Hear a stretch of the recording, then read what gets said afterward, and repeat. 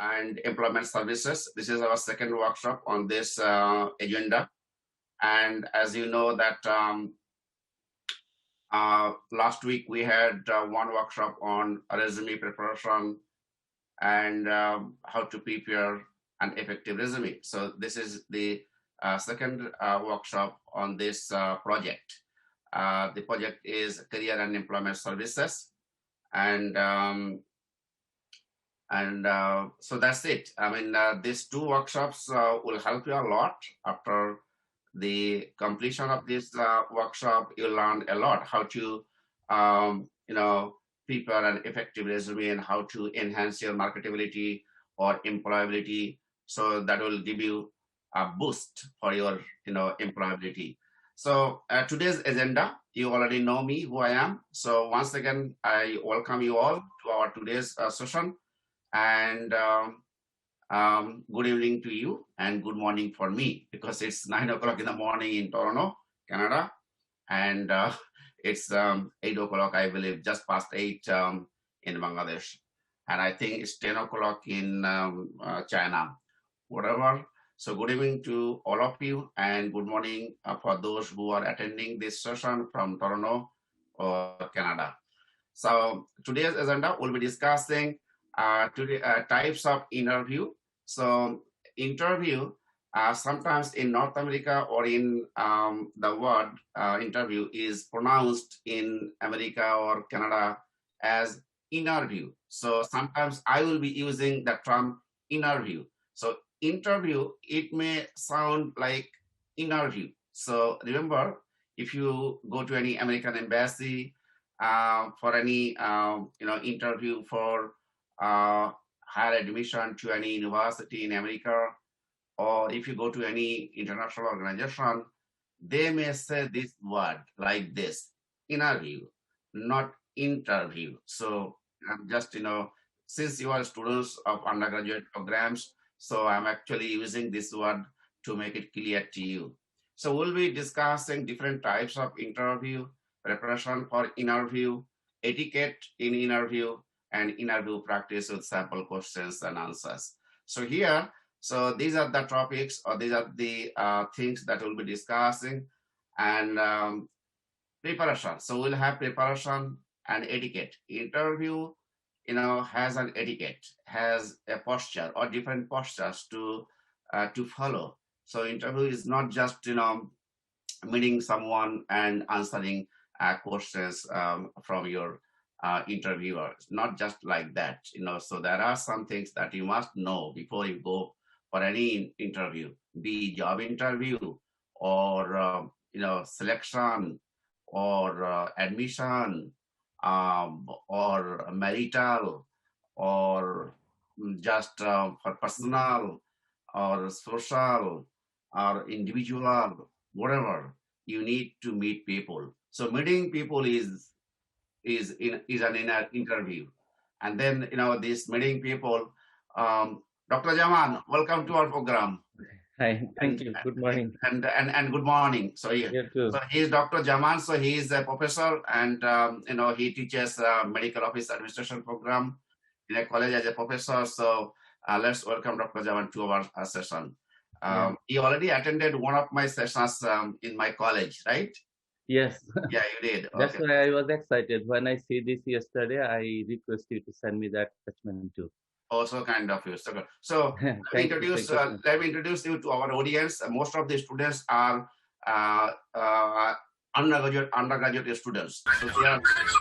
So they are attending this session. Yeah, so they are attending this session from Bangladesh. Most of them are from Bangladesh. One or two of my formal graduates are from Toronto, but most of them are from Bangladesh, and they study in different universities, like in Jahangir University, Dhaka University, Chittagong University, and other universities. So they are undergraduate students.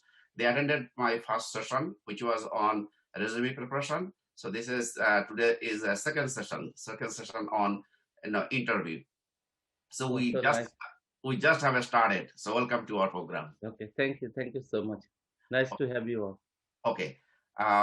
So like I said, So interview is not just meeting a people, but any formal meeting with anyone, be individual, social, job, or employment, is an interview. So interview, the term is sometimes pronounced as interview. So this T is silent and it is called interview. Sometimes we don't understand foreign accent like American accent. Particularly if you go to American embassy, they will use this word interview. So be careful. They are talking about mental ability. If you are mentally capable or you are mentally sound to do that job, because if you are not mentally sound, you are not eligible for performing any job. So mental ability or your mental soundness is the first thing that we evaluate in a job interview. Then motivation, how motivated you are. Motivation means, you should have a drive. Drive means a kind of craziness that you are busy, you are too much, tied up with your schedules, and you have like hunger. So when you are hungry, then you are crazy. You have craving for food. So you go to kitchen, you go to dining room.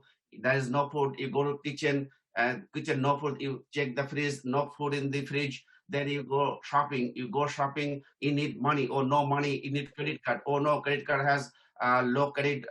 So what do? You need to find a job. If you don't find a job, then you don't get a job. You don't get a job, then you don't get money. So to get a job, you need to do job interview. To prepare job interview, you need to go for workshop or to develop your interview skill. So like this, one after another comes up.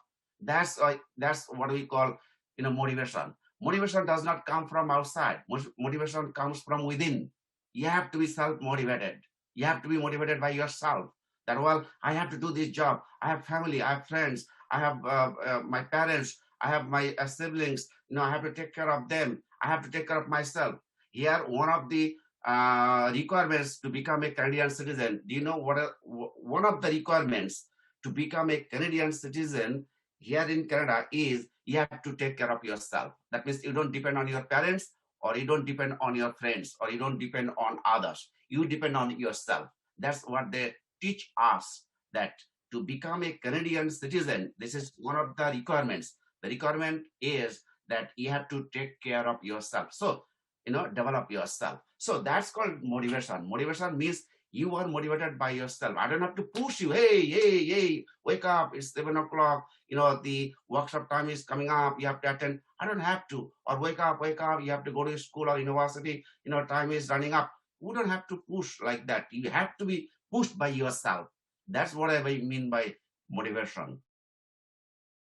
Personality is your conduct, your behavior, the way you eat, the way you talk, the way you behave with people, the way you dress up, the way you walk. Everything is your personality, and it has to be pleasant, friendly, frank, candid. Means you are not haughty, you are not grumpy, you are not bragging about yourself. You must be polite and you must show your respect to others, for whatever they are, so for their values, for their cultures, and you should have your interest. So when you go for any job interview, you should be interested in that one, no matter what the salary is, or no matter what the position is.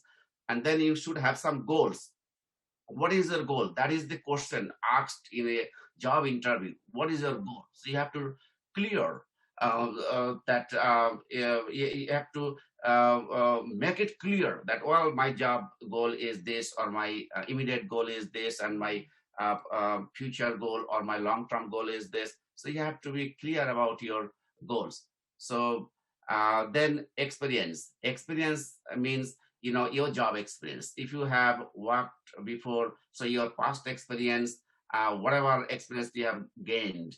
And then your education, it has to be complete, like undergraduate or graduate or diploma. So your education should be complete. And your education must meet the requirement of the job. And the third one is training. If you have any job training, like if you do any healthcare program, then you go for practicum. So this practicum is 1 month, and 1 month practicum or 1 month co-op or 1 month placement is your training. So experience, education, and training. These three things are important factors for your experience, for your job. And then skill. Like I said before, your skill is of three types. Your technical skill, the skill that is related to your job, interpersonal skill, that means skill to communicate with other people. That is your interpersonal skill. And how effective you are to communicate with people. Sometimes we are effective or we are very good when we communicate with our family members, like with our parents or our brothers or sisters or family members, or even with friends. But we are very edgy or very nervous when we communicate with others. For example, outside family. A lot of people are of introvert type. So those who are of introvert type, they cannot communicate or interact with people outside their family. That is not good. That is not good. You have to be interpersonal. To be interpersonal, you have to be pleasant, you have to be communicative, you have to be interactive. So interact with others. Okay, hi, hello, how are you doing today? Doing good. Okay, hi. Today weather is not good. Oh, yeah, yeah. Like that. Be friendly, be frank, and be interactive. So talk to people, and then that is what is required. Because why it is required? It is required because when you go for a job, you have to work with others. You are not alone. You will not be working alone in your room, on your desk.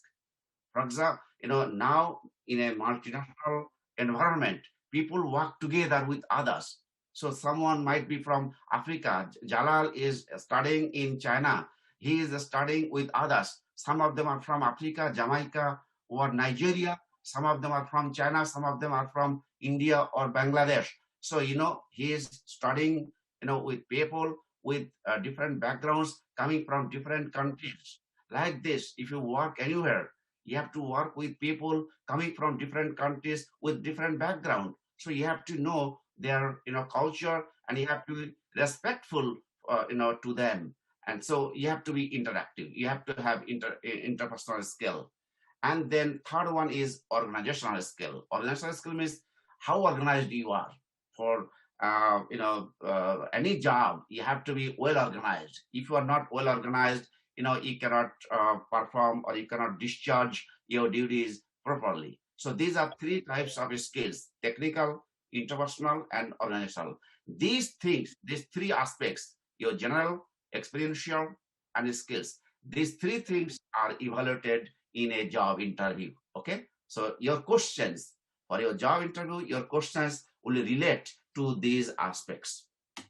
Now, different types of interview. First type of interview is called in-person or telephone interview. Telephone interview is when you actually send your resume to someone, then they first call you if you are available. And that is personal. And they ask you several questions.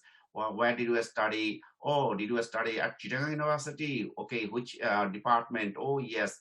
Okay, so when did you graduate? So this is the first screening interview. So this is called screening. So they know about your availability, about your skill, about your communication skill by making a phone call to you. I can give you my example. My job in college, was like this. So I just, sent my resume, and then one fine morning, I got a phone call from the chairperson. Is that Golam? Oh, yes, speaking. Who is speaking? Oh, this is me from blah, blah, blah. So I got your resume from someone. I did not even send my resume. So she got the resume, the chairperson got a resume from someone else. And then she called me, and then she talked to me if I were available. I said yes, I was available. So it as if I was available or not. And then oh yeah, are we available? Oh yes, I'm available. And then okay, so can you come at 9 o'clock? It was 8 o'clock to my office. 9 o'clock. Oh yes, yes, yeah, I can. And then I started shaving myself and getting prepared, and then within an hour, just on time, I was there. So it is telephone interview, and that is the preliminary selection. Second type of and then that was done. And the second type of interview is called one-on-one.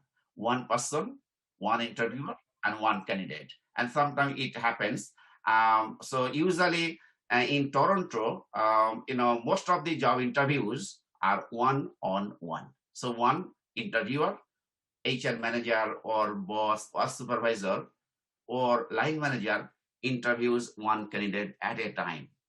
Um, Third type of interview is called panel or committee interview. This type of interview is held in Bangladesh, India. So most of the interviews in Bangladesh are like panel interview. In a panel interview, what happens? One interviewer, oh no, one candidate is interviewed by three, four, five interviewers. So three, four, five people, okay, like a boss, supervisor, manager, or the CEO, okay, or an external. So they sit in a line or in a row and they ask questions one by one to the candidate. So one candidate comes to the interview room one by one. Okay, they wait outside in a waiting room, and one by one comes to the interview room, and the panel, there is a panel. So the panel members, ask question one by one, and that kind of interview is conducted in Bangladesh, India, or in other countries. Usually, this kind of interview is held for job or admission or examination, viva. So when you go for viva, you will have panel interview.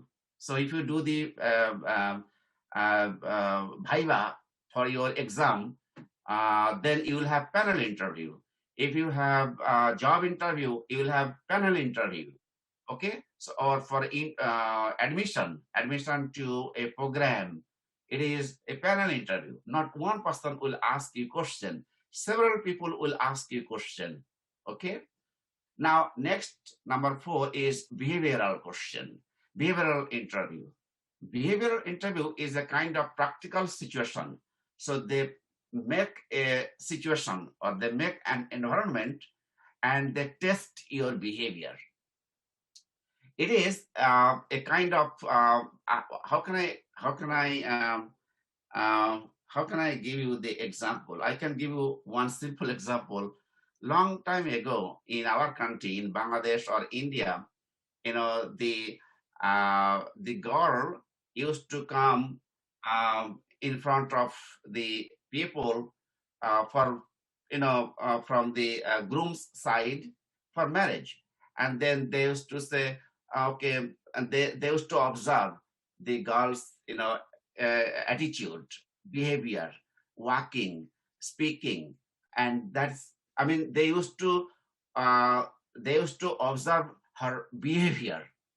Okay, so they used to talk to her, and the girl used to talk to them, and they used to see how she sits, how she walks, how she talks, okay, how she comes, how she behaves, how she greets.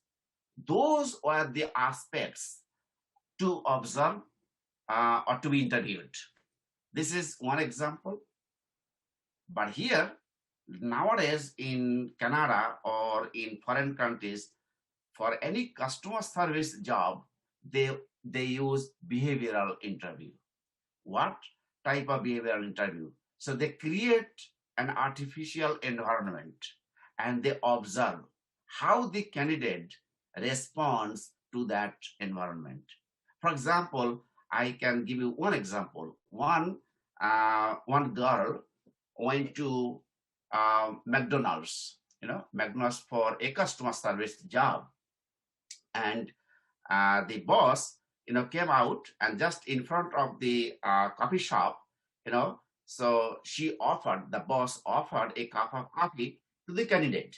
Okay, and then um, intentionally, the boss spilled some coffee. Intentionally, the boss spilled some coffee on the desk as if she did not do it. It just happened. She did not do it intentionally. It just happened accidentally. And now she was observing what the candidate can do to tackle or handle that situation. Do you know what happened? The candidate said, "Oh my gosh, what the heck? What did you do? Oh my gosh, you spilled coffee. Oh my gosh, oh my, new cloth, I bought it last week. It's totally ruined. It was just a test, okay? Customer service behavior test. But if you are smart enough, you will say, "Oh, I'm so sorry. I'm so sorry. Let me clean it. Let me clean it." No, the boss will say, "No, no, no. I'm so sorry. No, oh my gosh. I'm so sorry."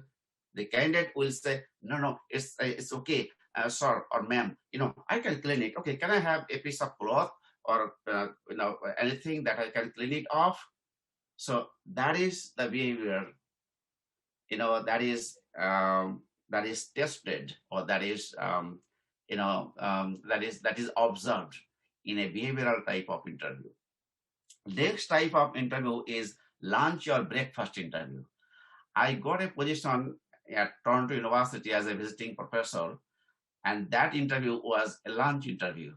Lunch interview means the chairperson called me for a lunch, and then I went there for a lunch, and then we grabbed food. It was a buffet, so I grabbed food from the food court, and then we sat together on a table, side by side, and then we were eating and we were discussing, and then at the end of the lunch, I said, "So are you going to meet formally for our interview?" Then he said, "So what did I do today? What did I do today? So far, what did I do?" I said, "You did my interview?" Said, "You didn't notice?" I said, "No, I did not notice that you interviewed me." So he said, "That's how we do it. We don't let you know that we are interviewing you."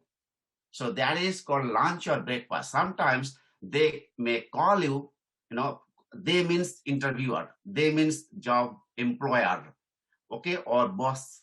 So boss or interviewer or HR manager or supervisor might call you for a breakfast or lunch. But remember, this formal breakfast or formal lunch is a kind of interview.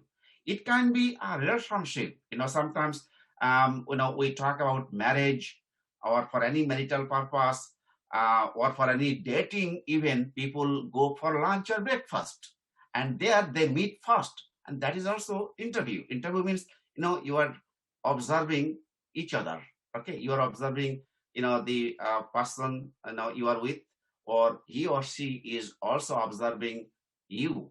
So be careful when you go for any formal lunch or breakfast. Remember, there is something going on.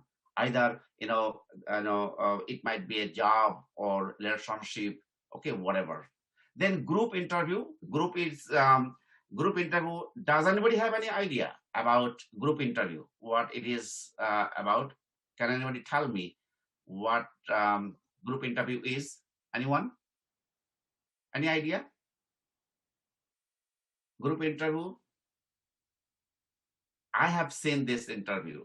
Group interview is a all the candidates. Say for a job, there are 20 candidates. Okay, 20 candidates. So all the 20 candidates sit in a circle. They sit in a circle, and one or two interviewers will sit in the middle.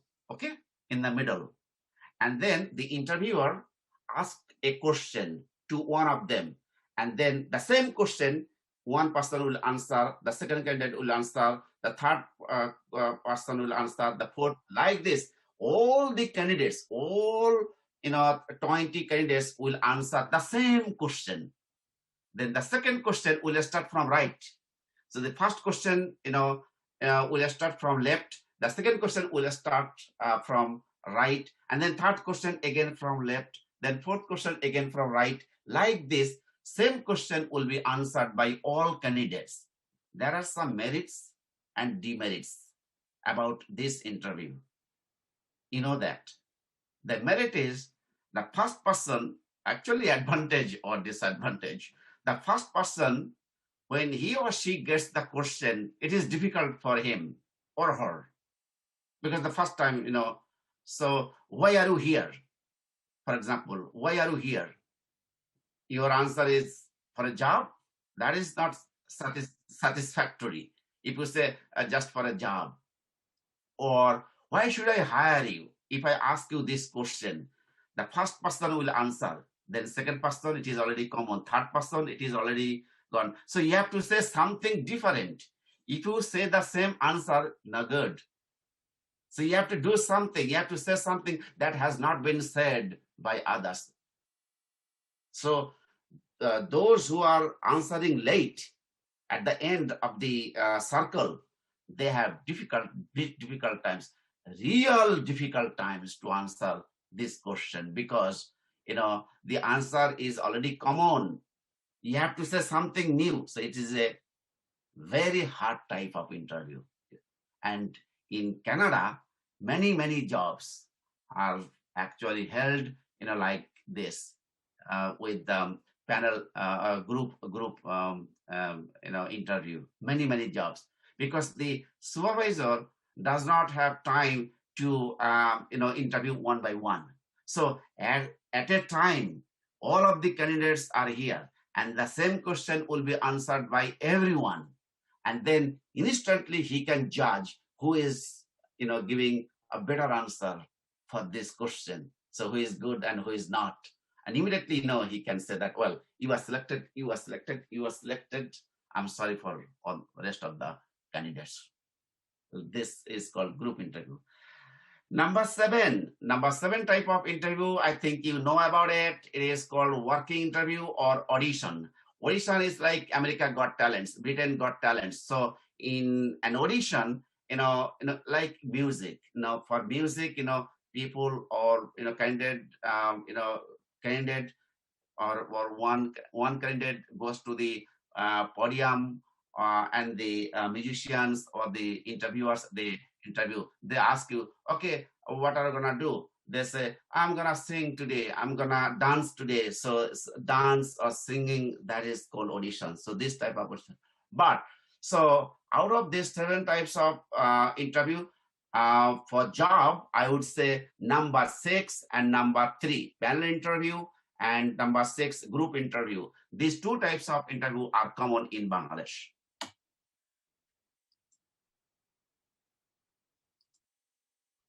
Now, before you go for interview, you have to know, just when you are going for any job interview, my suggestion is don't just go there. Okay, before you go to that company or for any interview, you should know the vision, mission, philosophy, organizational culture and practice, annual gross and net profit and accomplishment of that company.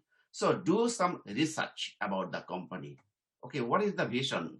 Sometimes they ask you, what is the mission of my company?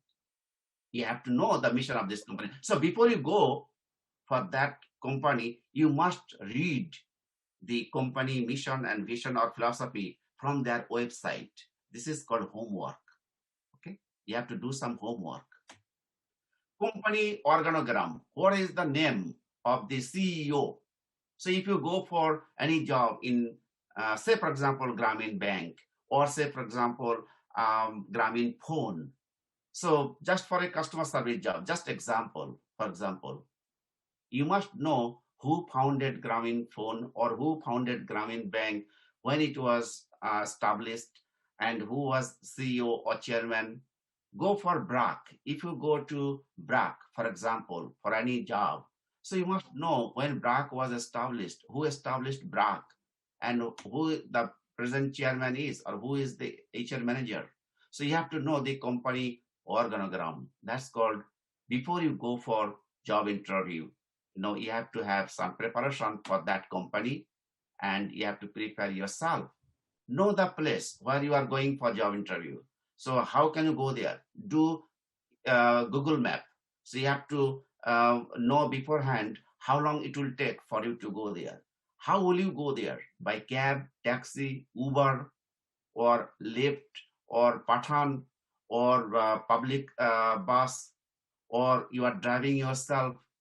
Where is the parking facility? How long it will take from bus stop to office? You must have some preparation, that, well, from bus stop to office, you have to walk 10 minutes. or 15 minutes. And then it will take, if there is traffic congestion, it will take extra time. So you cannot be late for any job interview. You have to be on time. Never be late. There is no excuse for lateness. If you say, oh, I'm sorry, there was traffic congestion, there was so much traffic and I was late. No, it doesn't work.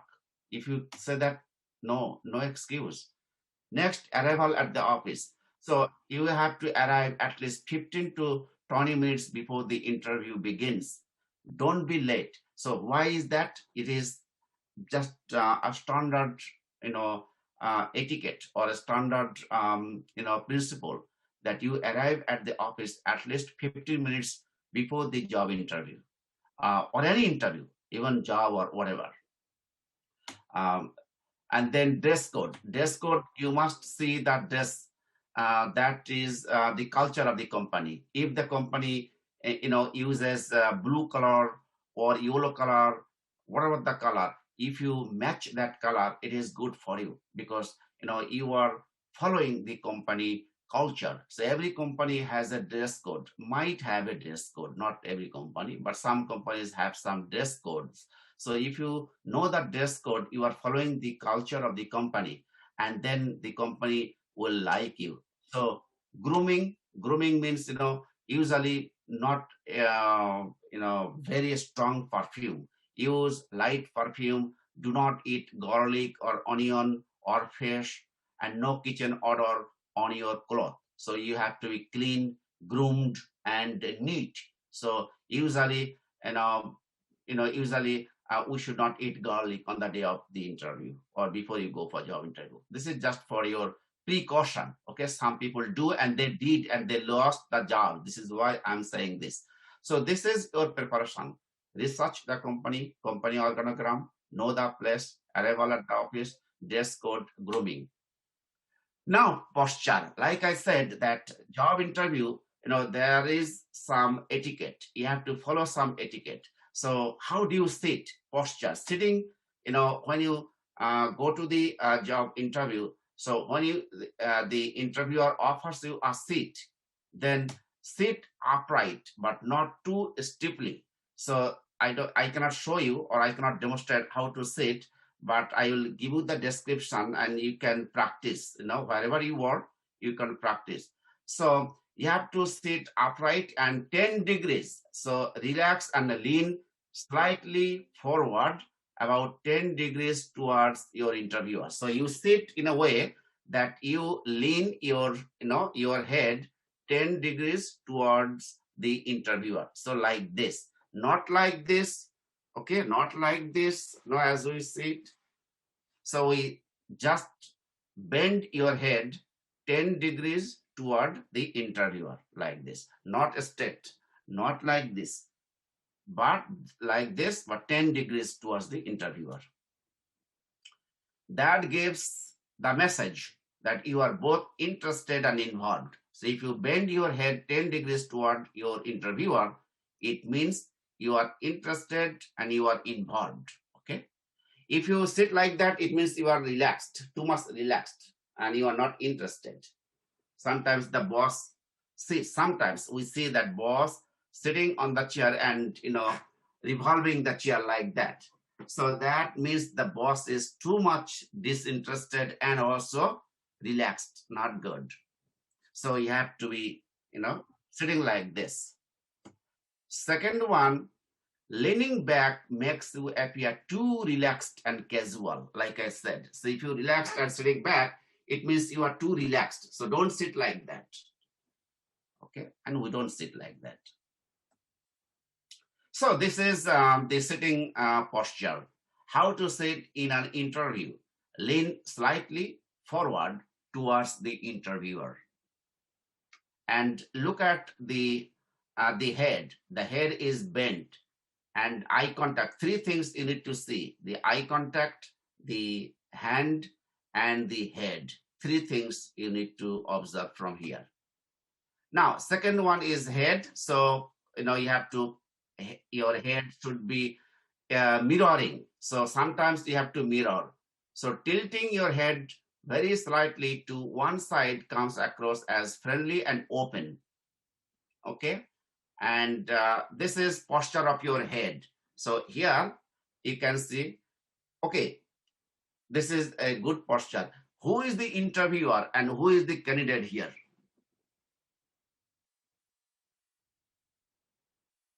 Who is the interviewer and who is the candidate? The Man man, is the man is interviewer. no, sir. Man interviewing. Okay, and the woman is interviewer. Yes, sir. You are right, 100% right. The woman is interviewer and the man is the candidate. How did you say that? Why did you say that the woman is the interviewer? How do you Sir, seeing the position of his head position of the because head?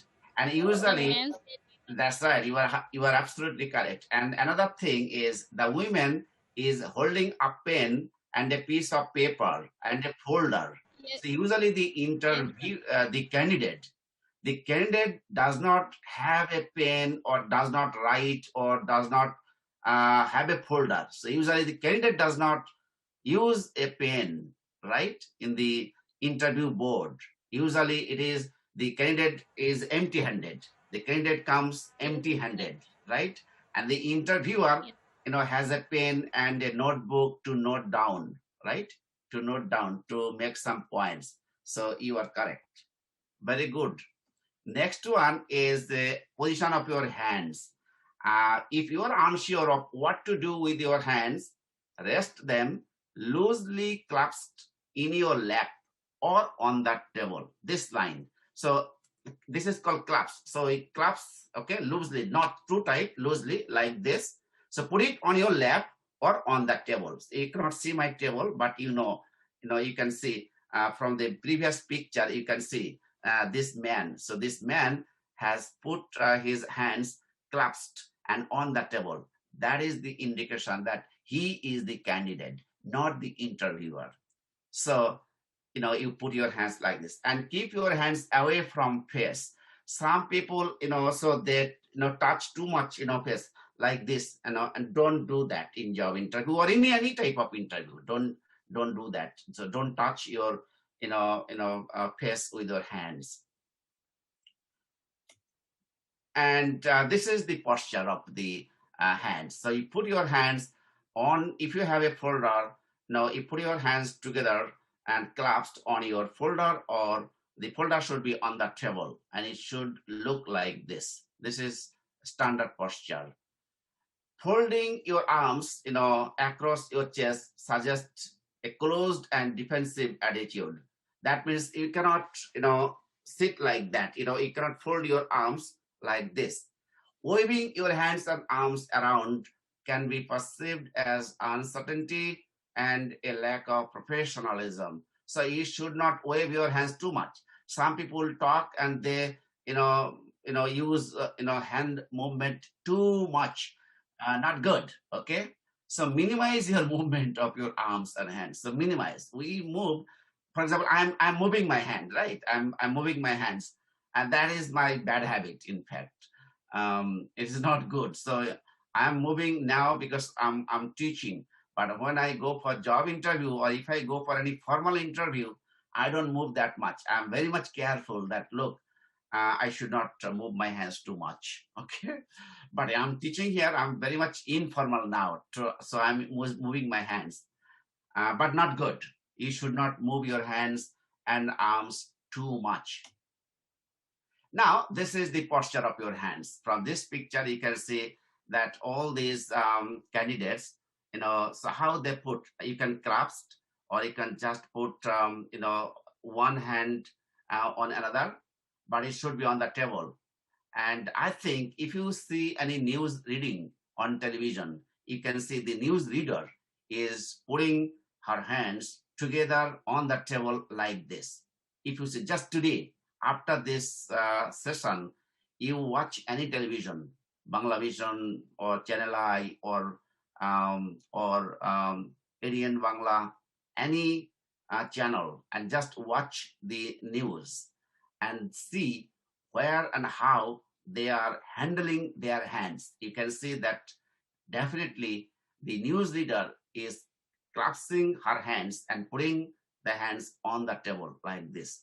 So this is a standard posture for your hands. Remember this one. Now, this is another posture. Now, who is the candidate and who is the interviewer from this picture? Who can tell me? Who is the candidate and who is the interviewer? Sir, Barack Obama is the Candidate is Barack Obama. Barack Obama is interviewer. candidate. Candidate. Barack Obama is candidate and the other one is the interviewer. You are absolutely correct. And look at Barack Obama's hands. Did you see? You know, although he is the president, at that time he was the president. So although he is the president of America, but he makes formal posture. Look at his hands. Yes, sir. Clasped, and also he put his hands on the lap. And look at his head, also 10 degree tilted, 10 degrees tilted to the interviewer, the news interviewer. And also look at his legs. His legs are crossed. I'm coming to this point. Our next point is legs. So this is very, very important, ladies and gentlemen, very, very important. When you go for any type of interview, formal or informal, job or marital, whatever interview, any kind of formal meeting, please, please, please, 3 times I request you, be formal. Make this posture, your clasp of your hands, your tilting of your head, and position of your legs. I'm coming to the position of your legs. So leg movement. A lot of leg movement is both distracting and indicates nervousness. Some people move their legs too much. So what do? Resting one leg or ankle on top of your other knee makes you look too casual and comes across as arrogant. So what is recommended? Recommended is here, crossing them at the ankles or placing both feet flat on the floor. So you cross on ankle or place flat on your floor. So on your floor, make it flat or cross, but don't cross on your thigh. Cross it on your ankle. Okay, don't cross on your knee. Cross on your ankle. So cross your legs on your ankle, not on your knee.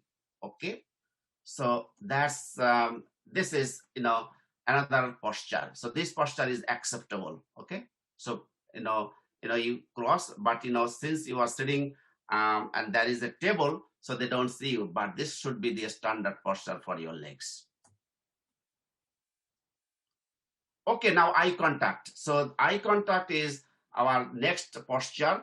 If the interviewer is talking, you need to instigate direct eye contact and maintain it. So eye contact is very important. Usually we Asian people, like people from India, Bangladesh, China, we do not make that much eye contact with people when we talk.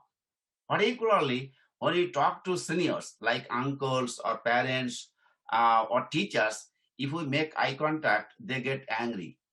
They get angry means they say, hey, how come, you are talking to me, making eye contact with me? How come, you put your eyes on me? So it is not sometimes, acceptable socially, but in formal interviews in the Western world, this is just the opposite. In the Western world, if you don't make eye contact, you lose the job. You are gone. You are gone. Nobody will like you. People will think that you are not interested and you are ignoring the people if you don't make eye contact. So eye contact is number one important factor for any type of meeting people. And whether you are meeting your teacher or meeting your friend or family or employer or boss or supervisor, make eye contact. If you don't make eye contact, you are gone. It means you are ignoring the person. You are not interested. You are ignoring me. If you don't make eye contact, I'm talking to you. So I'm talking to you and you are looking at something else.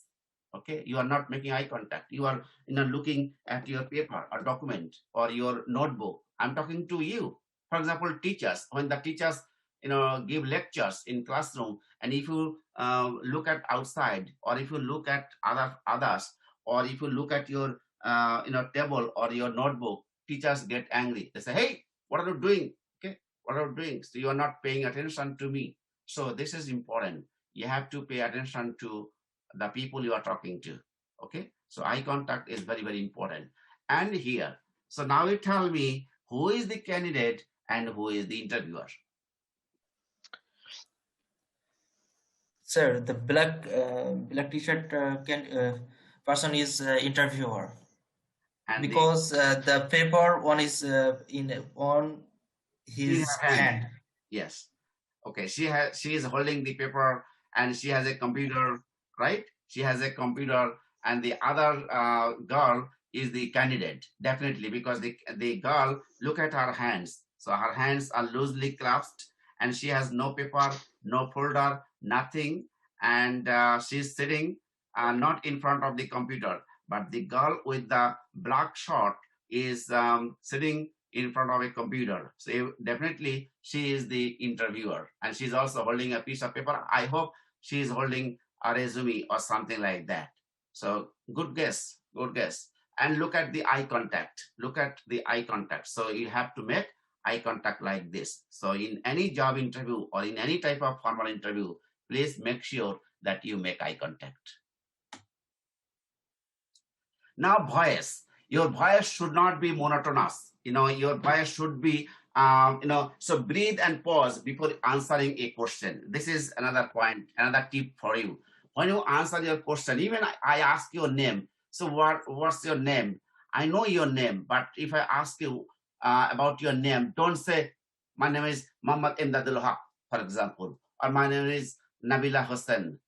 I know your name is Nabila Hussain, and you know your name. So even if I ask your name, don't just answer abruptly. Breathe. And my suggestion is take 1 second. Take 1 second and take a breath and then answer. For every question, don't jump into the answer. Even if you know the answer, even answer is very simple. So even if you know the answer, don't jump into the answer. Take 1 second, take a deep breath, and then answer. So breathe and pause before answering a question. Okay?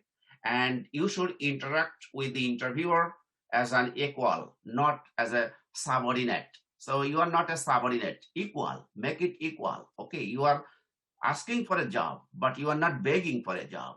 You have the qualification and you meet the requirements, so you need a job. But that does not mean you are here for a job interview and you are a subordinate or you are a beggar. You are not a beggar. You are not a subordinate.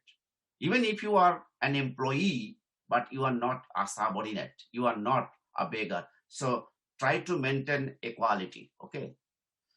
And smile and nod at appropriate times. So when the interviewer says something, and if you agree with him or her, nod. This is called nodding. It means you agree, okay?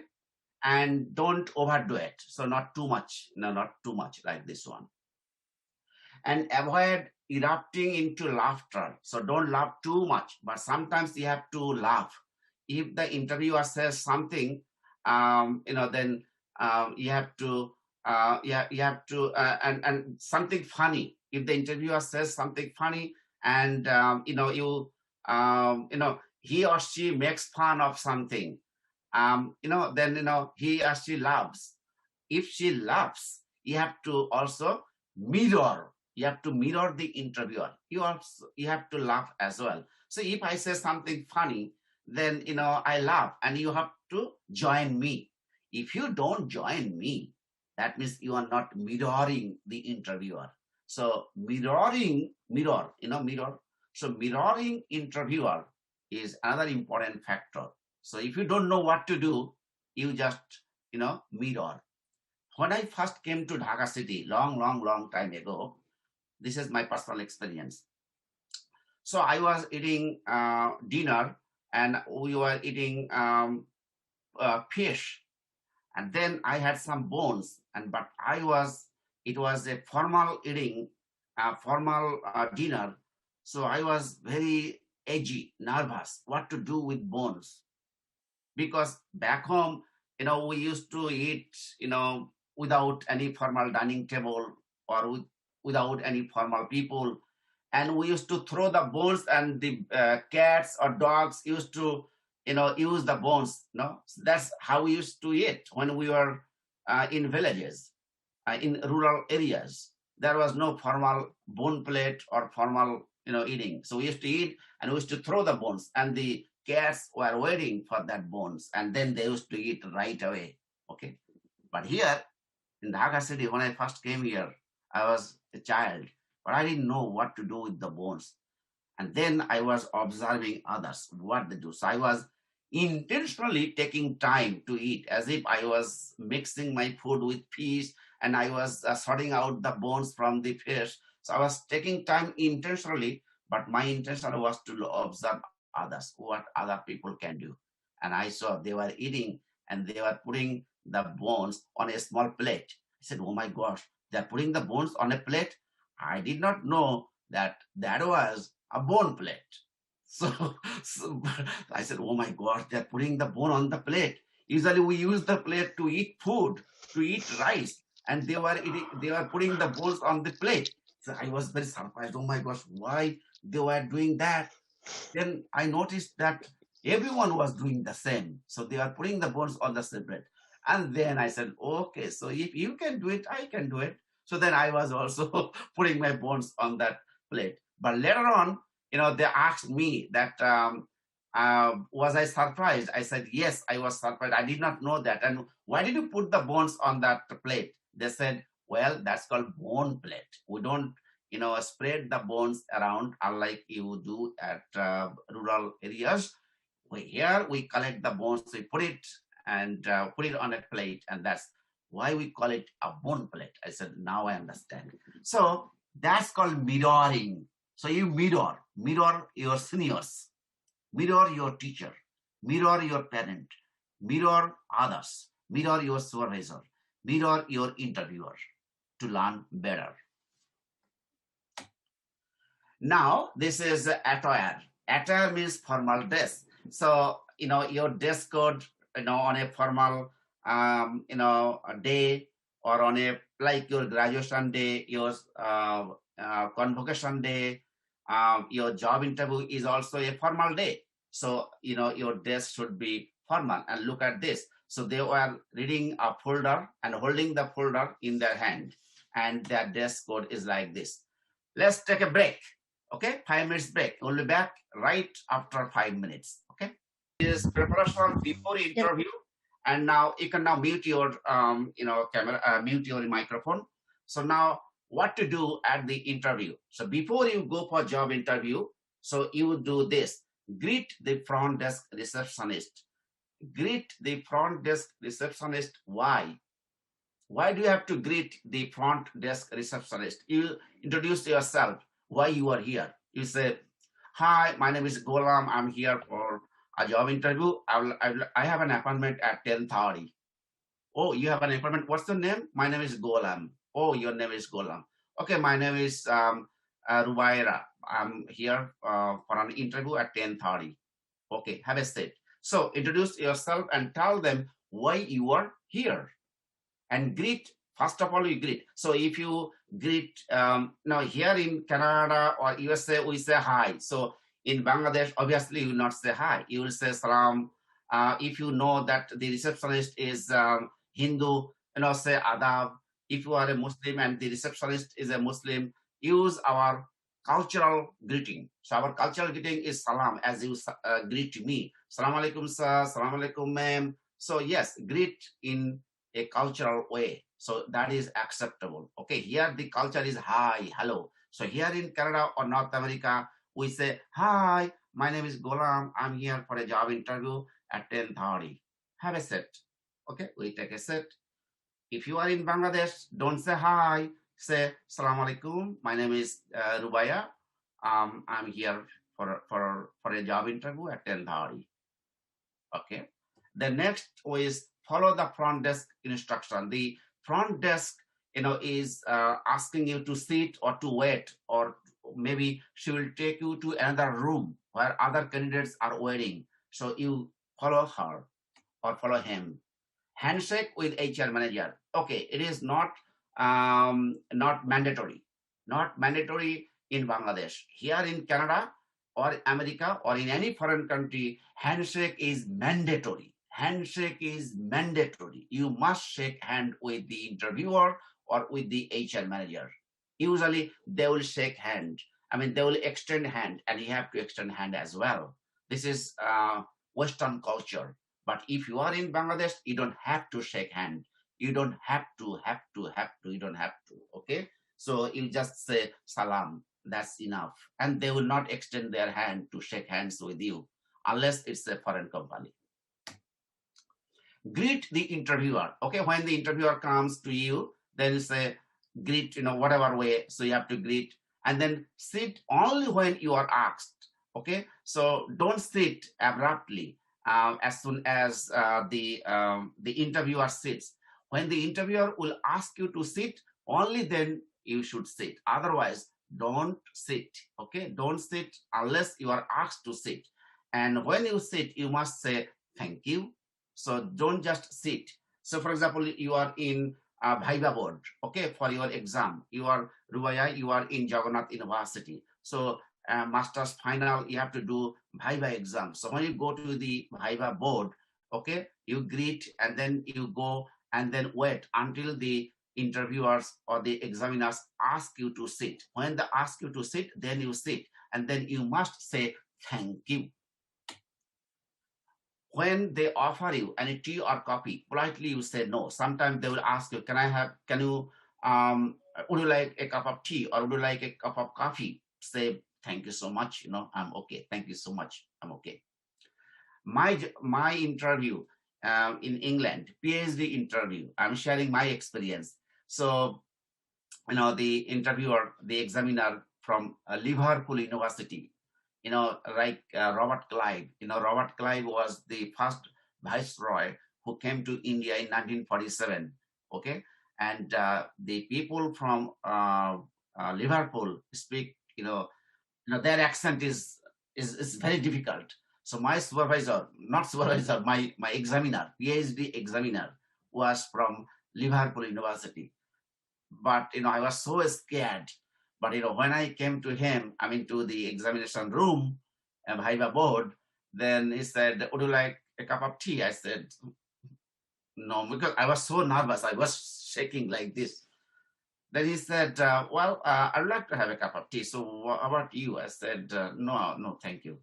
Then my supervisor says, hey, Golam drinks tea. He likes tea. So tea, no sugar, no milk. I know he likes tea.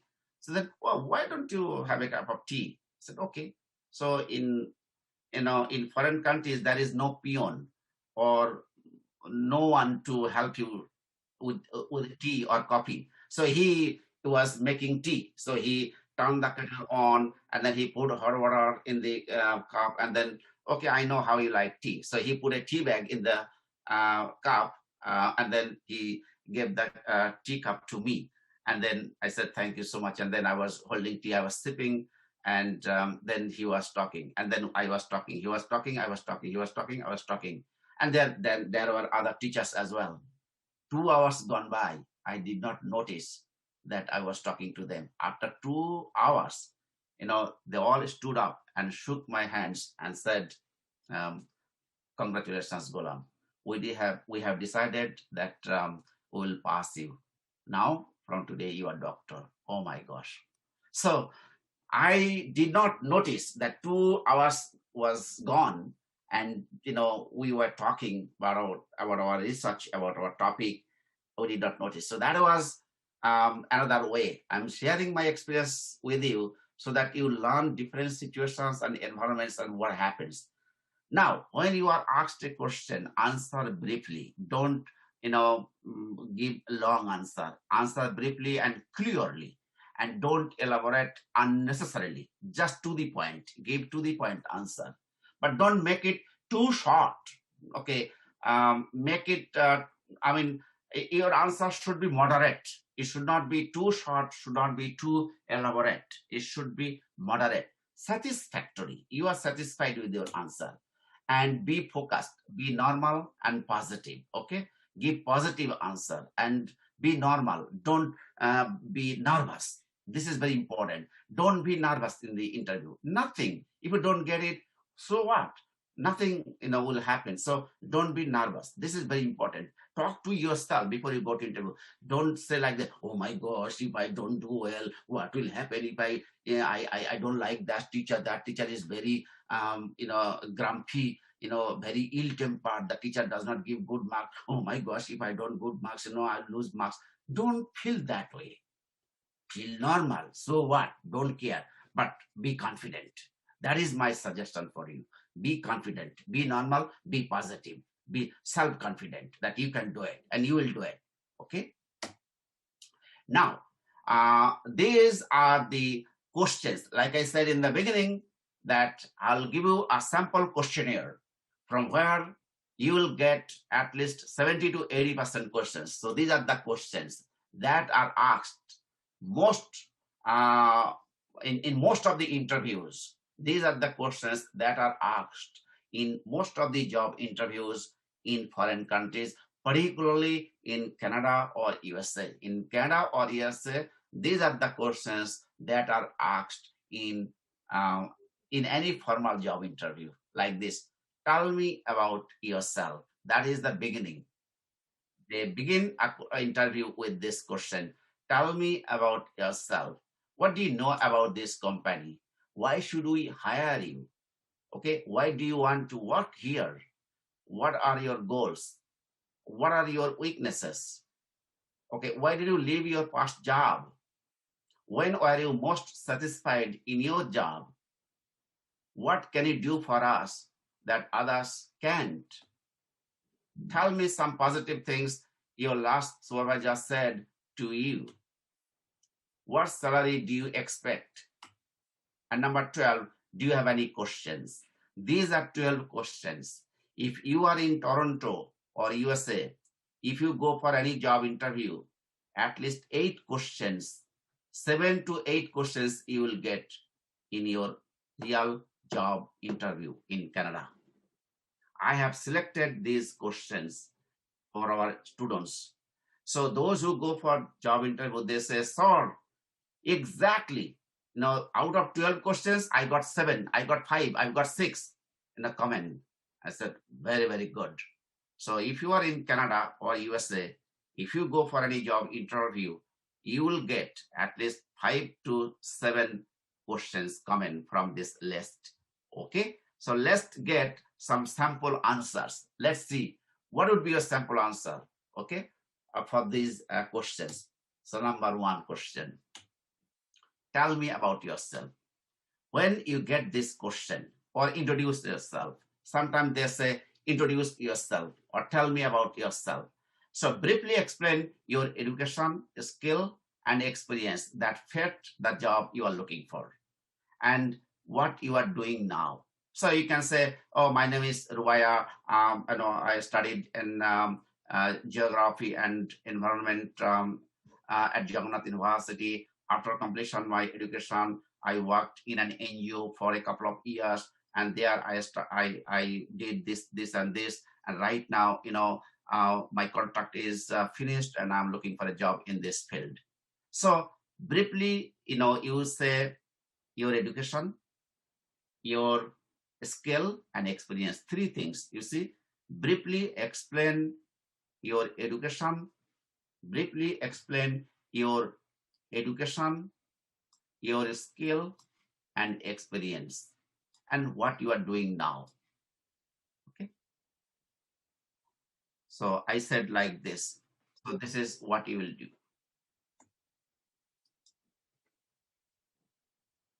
Second question, what do you know about our company? Very relevant question. If you go to BRAC, for example, for any job, you must know who owns BRAC, who founded BRAC. Okay, question. Okay, fine. What is your question? Sir, in the first question, it was introduced about yourself, but when I say about my education background, when I say about my skills, sometimes the interviewer asks me mention something what is not in your CV. Generally, education and skill are mentioning in our CVs. So what will the answer when the interviewer asks me mention which is not in the CV? So it should, like I said, you should, write something in your CV. So last week we talked about your resume. So your resume has three aspects: your education, skill, and experience. So you must mention it in your resume. So you should say. If you did not mention anything, actually, I can give you one practical example. Bell is a telecommunication company in Canada, Bell, Bell, Bell, very big company. One candidate went for job interview for the Bell. Now he worked as a childcare worker. This is a real example, real practical example, not any sample example. This is a real example. So he worked. It's actually she worked as a childcare worker in a school, and now she did not mention this in the resume. Now, when she went for the job interview, she was asked this question, the first question: tell me about yourself. She said everything, and in addition to that, she also said that I was a childcare worker in a school. Then the interviewer said, but you did not mention it in your resume. Then she said, oh, actually, I thought that, I didn't have to, the job is not relevant to this one. So actually, that skill is not relevant to this job. So I did not mention it. Then the interviewer said, oh, you are hiding then. So, you hid something from your resume. You should not have hidden anything. So she said, I'm sorry. The interviewer said, well, then in that case, I don't need to waste your time. So I'll call you. So then, she was sent back home, and she blew it. She didn't get the job. And she said that she made a mistake by saying what she did, but she did not mention in the resume. So don't say anything that you did not mention in your resume. That is my advice for you. Fine. Okay? Don't say anything that you did not mention. You should mention. If you say something new here, then they will question you. They may think that you are hiding something. That is not good.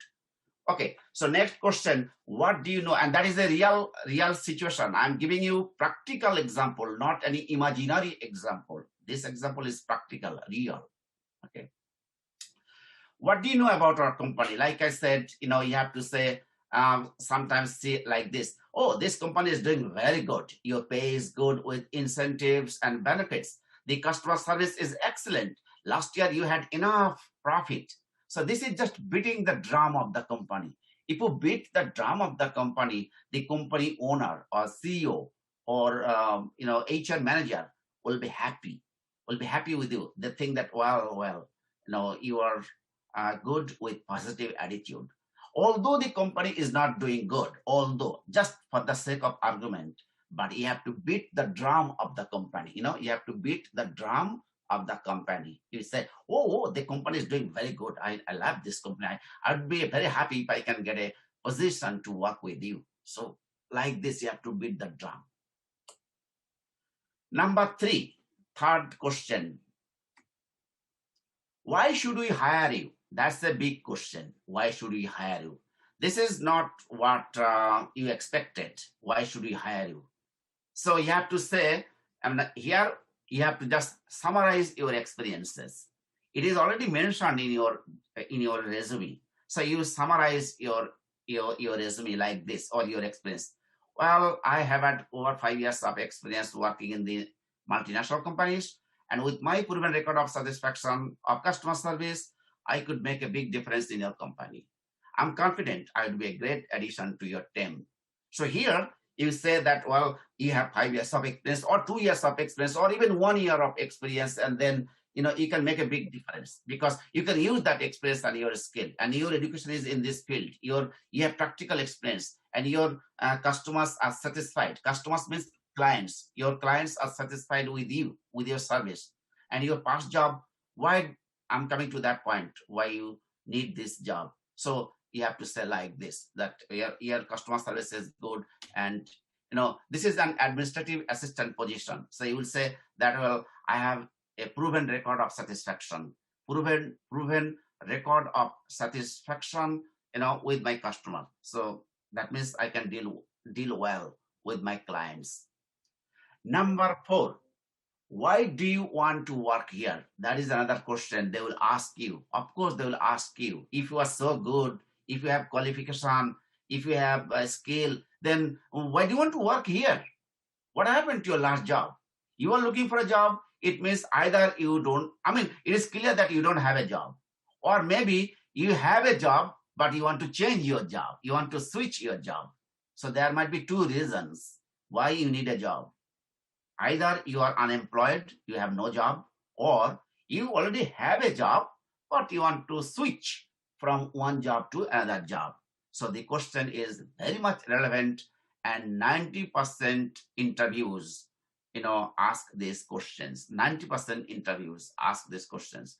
That means, if you go to 10 interviews, at least in 9 interviews, they will ask you, or you will be asked this question: why do you want to work here? Or why do you want this job? So your answer is this. The interviewer boils down your intention and intelligence. So it is not just a simple question. So your sample answer would be like this. The sample answer should be like this: well, this job is a good fit for what I have been interested in throughout my career. So this is what you have been looking for. You say, well, this is the job that I have been looking for my entire life, throughout my entire career. This is the perfect one. You say this. Then you say, I understand that this company, this is a company that is on the way up. That means this company is making good progress. This company is doing very good. So you want a job in this company. They will be happy. If you tell them that this company is doing very well and you want to join this company, they will be happy. Next point you can also mention, your website says the launch of several new products is imminent. That means you are launching new products, which means the company is doing very well. So I love it. Last point you can mention, I want to be a part of this business as it grows. So you say that this company is growing and you want to be a part of this company. You want to be a part of this development. They will also like it. That, well, you like development, you like the benefit of this company, and you are dedicated because you want to work. So they love these answers. So these are your sample answers. Okay. Why do you want to work here? If you are asked this question, these 4 points are your sample answers. You can give these answers and they will be happy. Number 5, what are your goals? Remember, what are your goals here? Talk about your short-term and intermediate goals rather than long-term goal. So don't say your long-term goal. So you will say, this is your sample answer. This is, anybody can read. Can anyone read this sample answer? Anyone, please. Anyone? Yes, sir, I want. Sir. Go ahead, Rahan. Hello. Go ahead, Rahan. Rahan, go ahead. Read. Yeah. Thank you, sir. My my immediate goal is to get a job in a growth-oriented company. My long-term goal will depend on where the company goes. I want to grow with more responsibilities with the growth of this company. Look, very good. Thank you.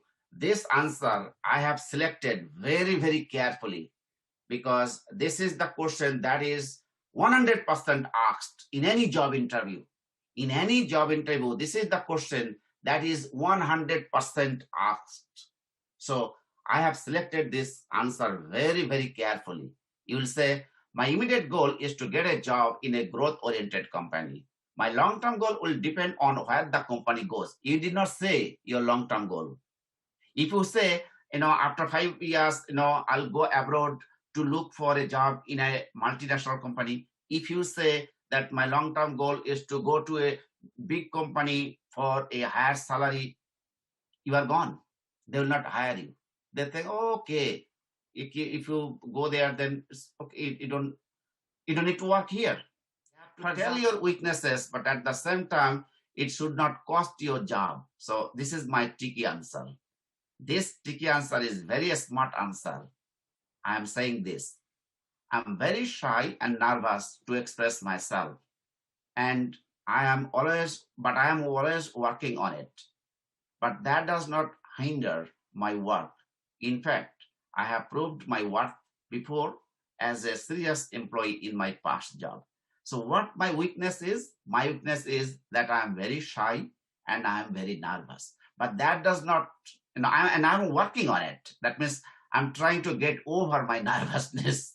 I'm trying to get over my shyness, and it does not hinder my work. That means it will not, make any, obstruction to my employment or to my, work. But I'm saying that, this is my weakness. So you have to say your weakness, but at the same time, that weakness should not be any obstacle to the job.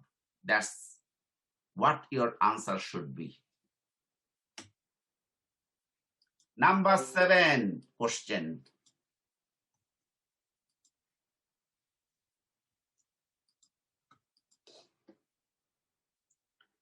Number 7 is, why did you leave your job? Of course, if you did not leave your job, why are you here? So your answer should be like this. If you are unemployed, state your reason for leaving the job. You say, well, recession or COVID-19 or shutdown or end of contract or shortage of work. So remember, never say you did not like the boss or co-workers. Don't say that. Never say you quit the job.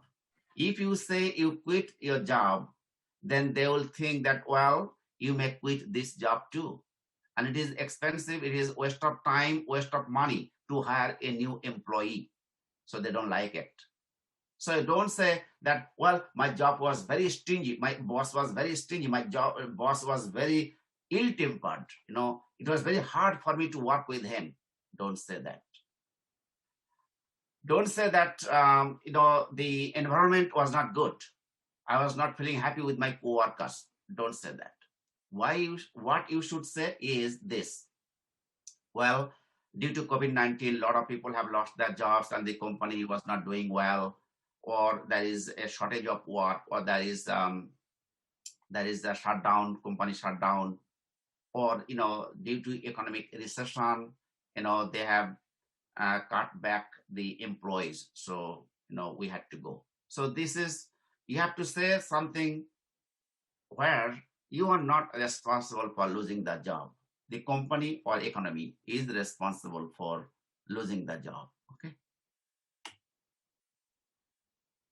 Or you can say, if you are employed, if you are already in a job, but then why did you can say this one, like this job, facility, growth, or possibility, reward, benefits. So you can say that, well, I want this job because, this job has more benefit, more, reward or benefit, or so I want this job.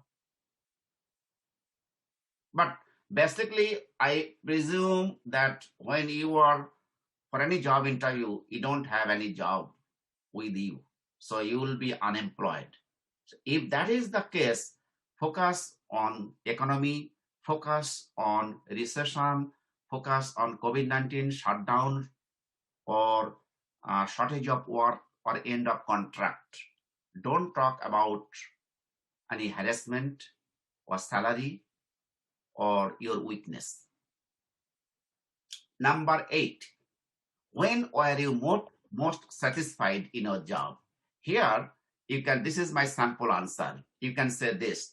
Well, I was very satisfied in my last job when I could efficiently handle the customer complaints.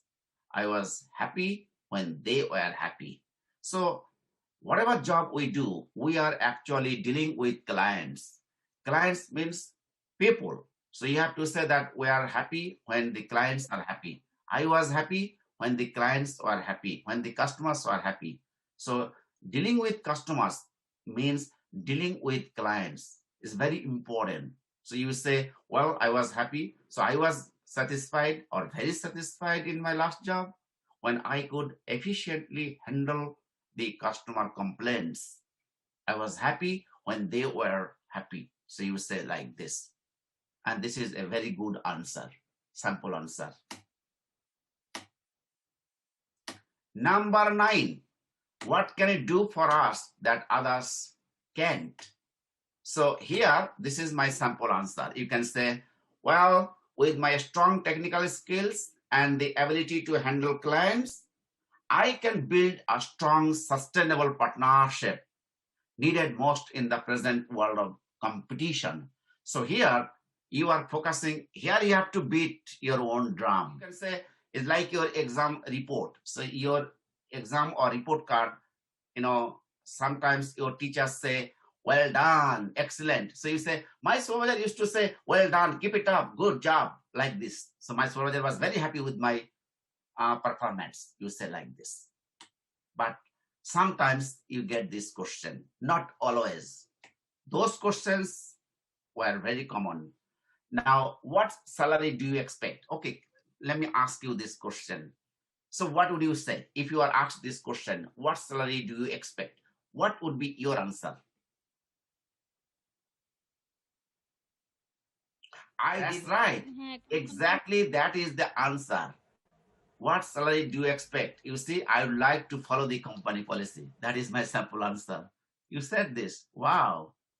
That's great. Because Sir, if I she's say from the something business that background. She knows everything like this. Wow. So, Oh, you yeah. have business background. This is why you know. Okay. Yeah. Yes, that's the best answer. Wonderful. So you would say, I would like to follow the company policy. Okay. Or I'd like to leave it with you to determine. I don't think there will be any problem with this. You can say this. So I leave it with you, sir. If you say, what salary do you expect? You say, sir, I'd like to leave it with you, sir. And I don't think that there would be any problem. Or you can say, sir, I would like to follow the company policy. Any question, what would you say? Sir, if I am asked, then I will say,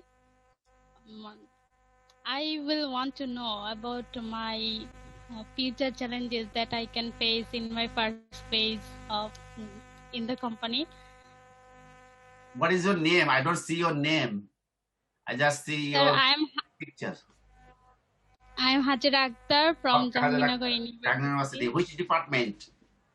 Management Studies Department. Management Studies Department. You know management. You are very smart. You are very, very smart. Sir, so, we want some more session with you. Please, that is good. It's a very good answer. You see, you said, okay. Others, can anyone else tell me anything about it? Do you have any question? If as an interviewer, I ask you this question, you are candidates. Just assume that you are candidates. Someone, Mahamuda Haq Mitu, she wants to ask question like this. When will the result of interview come out? Okay. So, but yeah, what would be your answer? No. Do you have any questions? If the interviewer asks this question, maybe he or she, or maybe she wants to ask, when will the result of interview come out? Okay. Okay. If you ask this question, when can I get the result? Right? This is your answer, or this is your question. When can I get the answer? When can I get the result? Or when shall I be able to know the result of this interview? Or did I get the job? Or when do you want to tell me whether I got the job or not? Or When can I join the job if I get it? When the job will start, or when how much the salary will be, or when would you like to tell me the result of this interview? So this kind of question you want to ask. If Sir, one more thing we can say. This is, I can say, what can be the next phase of this selection. Yes. সিলেকশনের পরবর্তী ফেজটা কি হতে পারে? কি হতে পারে, right? Yes. What would be the next step after this? Or is there any other step after this interview? Okay, for this recruitment or for this employment, is there any other step after this one? That is a very good answer. That is a very good question. Remember, giving a wrong answer will kill all the impression you have made so far. The impression that you have made so far, if you give a wrong question here, because asking a question is part of the interview. Asking a question is part of the interview. So when the interviewer is asking you to ask him a question, remember, if you give a wrong answer, it will kill all the impression you have made so far. So you have to give a proper right, answer or question. So Hazara has said a very good, question. Yes. What would be the next step after this interview? A sample good question. You can say, how often would you evaluate staff performance? Hajara, for you. So you can ask this question, how often would you evaluate staff performance? Or would there be any trouble involved in this job? Or where would you like to be in the next 5 years? What characteristics would you value for an ideal employee? What characteristics? Work ethics, dedication, customer service. What characteristics would you value for an ideal employee? Or how would you see me fitting into this company? You can ask this question. What is the company's management style? Ask this question. What is the company's management style? Who does this position report to? It means, who should I report to? Manager, HR, CEO, whom? If I'm offered the position, can I meet him or her? How many people work in this office or department? You can ask this question. What does your company do? Don't ask this question. Never ask these questions in the job interview. You are gone. So these are wrong questions. What does your company do? What benefits do you offer? Can I leave at 3 o'clock on Fridays? Do you have any drug test policy? Do employees get a discount on products? This is a very good question. If you work for a company that produces garments or products like Square or Beximco, so they have some products. If you ask this question, do employees get a discount, like 10% discount or 20% discount on their products, because you are an employee for that company? So if you ask this question, some people do ask. If you ask this company this question, you are gone. So don't expect this. Do you check reference or police clearance? You can ask this question. Do you check references? Police clearance. If you do any government job, of course there is police clearance, police verification. But for Bangladesh, we don't ask this question. Here, we don't ask this question, but it is the requirement. But don't say, do you have police clearance? Never ask this question. Okay. How long do you get for lunch? Means 30 minutes or half an hour, 1 hour. Why should I take this job? Of course, we should not ask this question. How did I do? Sometimes we ask this question. How did I do? Did I get the job? Don't ask this question. Can I change my schedule if I get the job? Did I get the job? Don't ask this question. These are all wrong questions. So never ask these questions in any job interview. At the end of the job interview, thank the interviewer, shake hands if possible, leave the room politely, okay, closing the door gently, say bye to the receptionist, okay. The receptionist is part of the job interview. Remember, your interview begins from the receptionist, the front desk, because after the interview, the interviewer comes to the front desk and asks the receptionist, how do you find that candidate? So they ask the receptionist this question. So your receptionist is part of the interview, okay? So shake at the end of the interview, shake hands, and the hands should be handshake. If you are in Bangladesh, you don't have to. I'm talking about people who are in North America or in Western culture. In Western culture, even in China, Jaral is there. He also shakes hands. So in Western culture, shaking hand is compulsory. Okay, before the job interview, after the job interview, male female doesn't matter. So you have to shake hands, and then shaking hand is also very important. You cannot have limb means you have to shake hands firmly. Thank you so much. I love it. Thank you so much for your time, like that. You have to shake hands firmly. If you shake hands like this, just like this, okay, thank you so much for your time, it means you are not interested. So here in the Western culture, shaking hands means you have to shake hands firmly, okay? But in Bangladesh, you don't have to. Like I said, in Bangladesh, you don't have to shake hands with your interviewer or with your boss or with your teacher. You don't have to, because our culture does not permit it. In our culture, it is not permissible that you have to shake hands with your teacher, you have to shake hands with interviewer or with your boss or supervisor. You don't have to. I'm talking about Western culture. So, common mistake. These are common mistakes for job interview.